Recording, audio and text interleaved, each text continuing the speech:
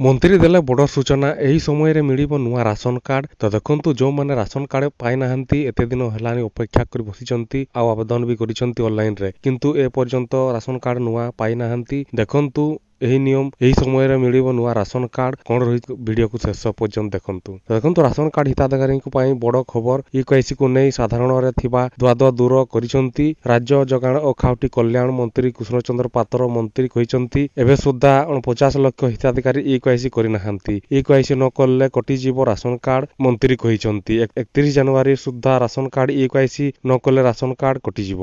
EKYC ସରିଲେ ନୂଆ ration card ମିଳିବ ବୋଲି ଯୋଗାଣ ମନ୍ତ୍ରୀ କହିଛନ୍ତି। ରାଜ୍ୟରେ 30 କୋଟି 36 ଲକ୍ଷ 35 ହଜାର 918ଙ୍କ ମଧ୍ୟରୁ 2 କୋଟି 69 ଲକ୍ଷ 23 ହଜାର 830 ହିତାଧିକାରୀଙ୍କ କେୱାଇସି ଯାଞ୍ଚ ସରିଲାଣି। 6 ଲକ୍ଷ 19 ହଜାର 836 ନୂଆ କାର୍ଡ ପାଇଁ ଆବେଦନ କରି ଅପେକ୍ଷାରେ ଅଛନ୍ତି। ତେବେ ବୁଥ ହିତାଧିକାରୀଙ୍କ ବାବଦରେ ଜଣାପଡ଼ିବା ପରେ ପୁରା ତାଲିକାରେ ସଂଶୋଧନ କରାଯିବ।